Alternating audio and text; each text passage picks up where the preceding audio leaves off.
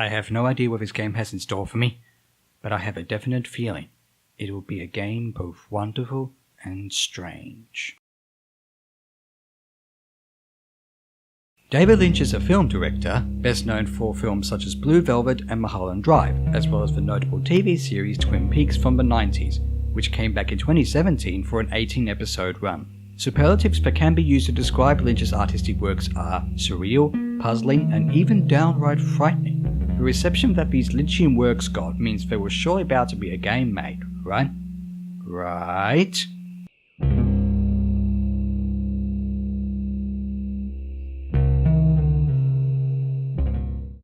Ghost Dance, an unauthorized David Lynch adventure, a game made available on the internet by Caveware Digital and Scream Catalog, is inspired, or directly lifted, from David Lynch's work. What happens in the game is, like many of his works, open to interpretation. The game features fragments from the following 4 works: Twin Peaks, Lost Highway, Mulholland Drive, and Inland Empire. Using the W, A, S, and D keys to move, as well as the mouse to look around and click on things, your objective is to look for painting segments while being careful of certain dangers. Considering this is a low-budget game by a fan, or fans, of David Lynch, it'd be unfair to expect too much from the production values. Yes, the graphics aren't anything outstanding, with repetitive textures, bland colours, and pixels lacking in detail and sharpness. They resemble more so the old screensavers from the old Windows operating systems with flaws and bricks, or perhaps they could be comparable to the old Doom games. If a game based on Twin Peaks came out in the early to mid-90s, this is close to what it would have been like. Despite the limitations, the settings and characters do resemble the source material for the most part. The characters essentially consist of stills borrowed from the films, which if anything is meant to create a sense of familiarity and nostalgia, as well as unease, for viewers.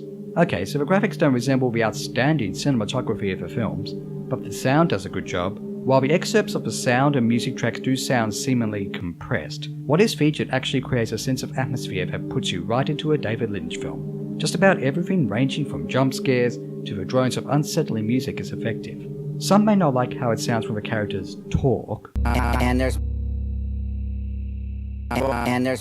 but it seems to contribute to the strange nature of the game. The sound mixing is also great, with sounds being closer or further away being instrumental not only to atmospheric soundscapes, but also the gameplay. The gameplay is pretty simple, though it can be fairly challenging. While the objective is the same in each of the 4 worlds, each has its own gimmick, so to speak, and level of difficulty. You better like the idea of exploring mazes in a first-person perspective, otherwise you may not enjoy this. The mazes thankfully don't warp you around all over the place to make you feel disoriented, as Lynchian as that would be. You will come across dead ends or spots you've already visited, but that's the point. The most notable example is the surreal red curtain-filled Black Lodge from Twin Peaks, where getting lost will make you feel like you're in the show.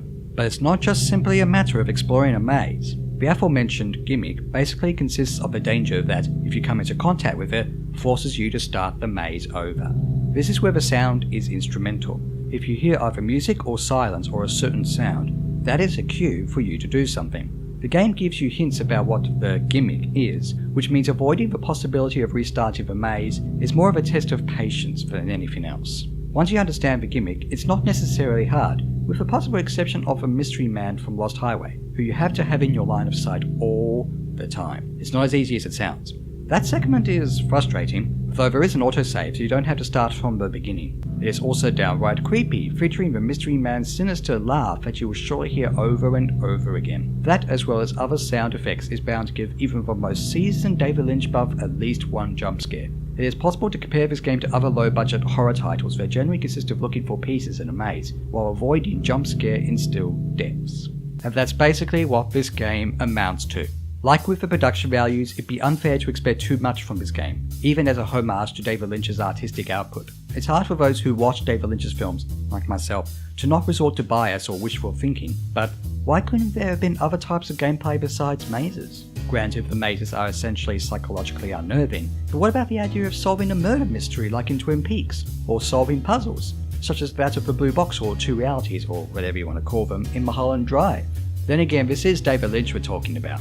Sure, a Twin Peaks adaptation could have been a murder mystery puzzle game, but the TV series also featured dream sequences, the Black Lodge, and characters talking in gibberish, so to speak. This is a game where design, logic, and challenge are meant to be the focus, with the only abstract parts mostly consisting of the dialogue of the characters. Just about any person can understand the gimmick of each maze and see if they can complete it. For the most part, it should take no longer than 30 minutes on average to complete the game. And it's a free game, which is fine, though it would have been nice to include other levels, whether they were mazes or not. What about Eraserhead, or maybe even Blue Velvet? Also, the credits and in-game text actually refer to one of the segments being based off Inland Empire, but to be honest, it's based more so off the Rabbids web films. While the Rabbids were a memorable inclusion in Inland Empire, there are surely other parts of that film that could have been turned into a maze. One final thought from the perspective of this David Lynch fan: while this game does well to pay homage to the scary and nightmarish aspects of the films, what about the parts of the films that aren't, whether they're strange or not? Overall, Ghost Dance is a short and scary game filled with mazes that anyone can understand without having to watch David Lynch's films. It is fair to say that this is a homage or interpretation of David Lynch of what he's made by a fan, or fans, and as such, you may not like or agree with it, right down to the ending that occurs after all 4 mazes are complete. Even with the essentially logical gameplay, this is something more so for David Lynch fans. Even then, wandering around the mazes may subconsciously make you feel like you're in a nightmare. It's more of an experience than an explanation. It's filled with questions that you may not be able to, or want to, answer. But in all seriousness though, if you're a David Lynch fan, or you want 30 minutes of weirdness and scares while exploring mazes in a first-person perspective, then you may want to try this out. It is free after all, but that doesn't necessarily mean the gameplay or atmosphere may appeal to you.